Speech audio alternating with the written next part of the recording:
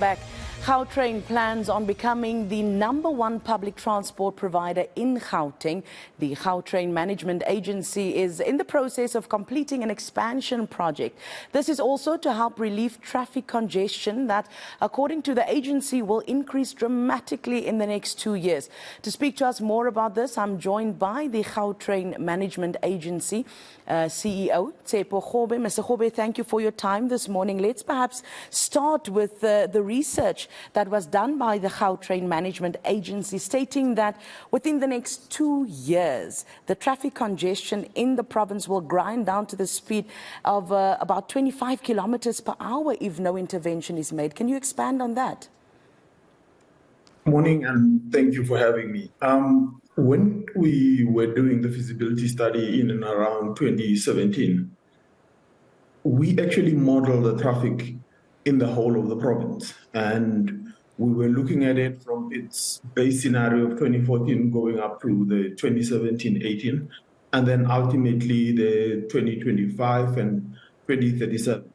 Now, what that does is that it then allows us to be able to apportion what we call modal splits, who will use what mode of transport and everything else. And for as long as we were modeling the whole province, what we found was that in 2025, the entire speed of the freeways in Gauteng will grind down to 26 kilometers an hour.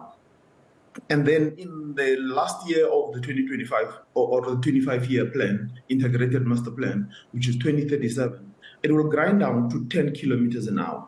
Now, that assumes that all the additional freeways that are supposed to be built are there, because every time when we said, well, assume that not all the freeways are there, the model would collapse.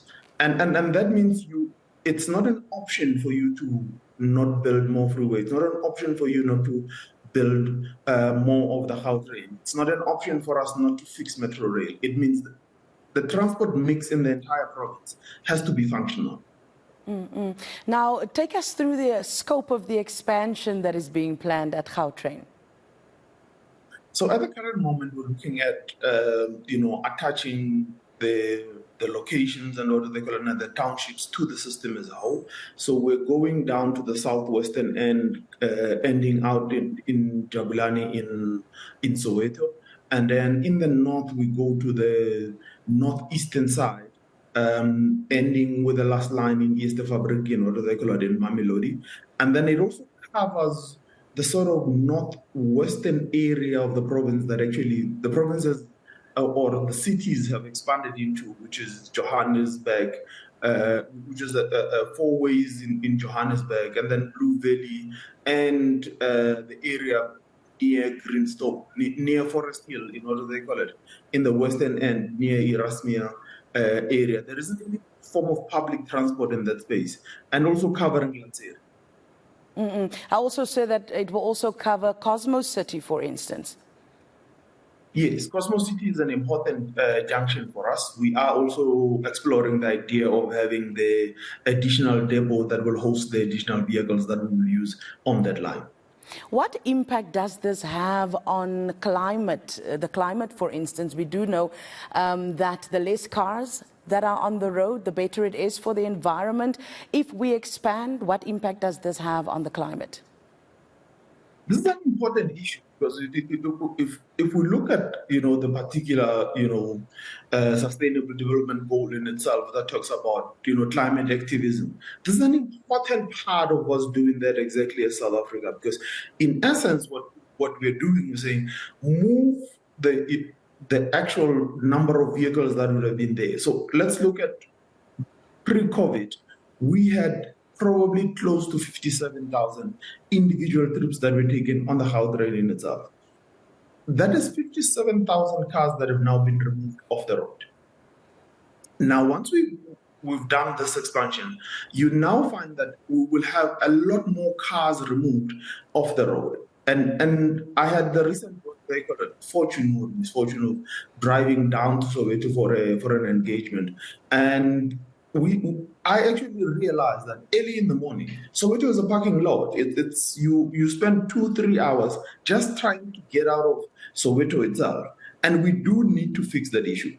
it is not possible that people could spend an hour, and it's an hour of productivity that you would have used for other things, either at work or still being at home with your kids, or being able to drive your kids to school, and then be able to have a system that allows you to be able to get into the city center, into the heart of Sandton, and into the northern end of the province.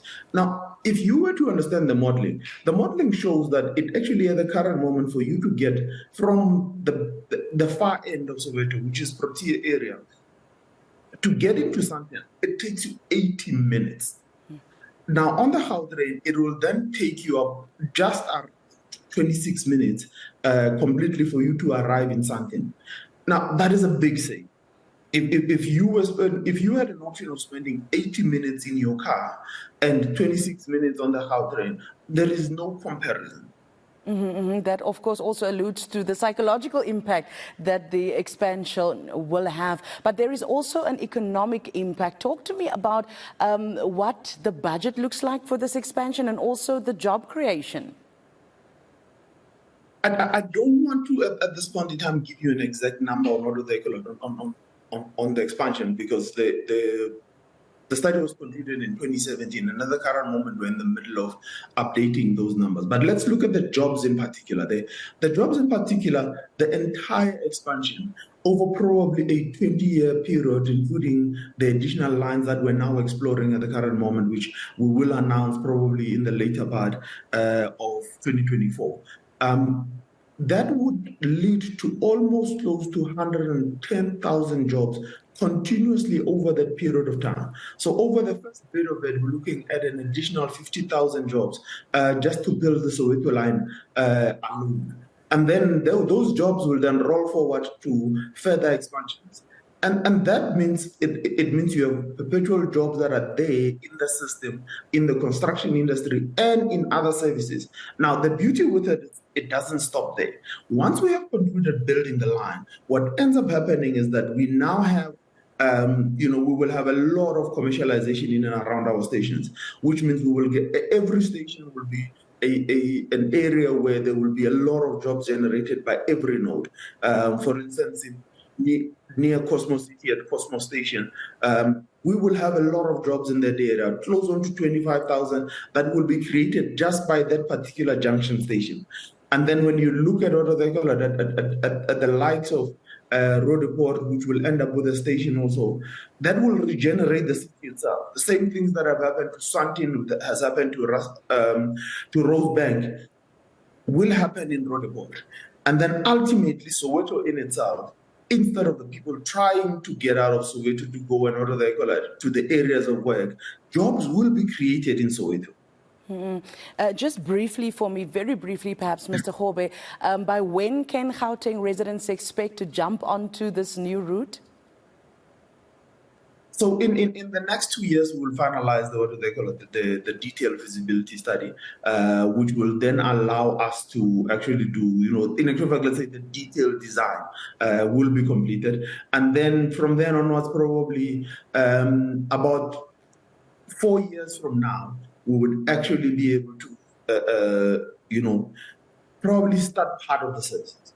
There we have it. Thank you very much for your time this morning. Gautrain Management Agency CEO designate Tshepo Kgobe saying there that in about 4 years we might be able to hop onto those Gautrains on the new route. But impressively, more than 100,000 jobs will be created by this expansion here at ENCA.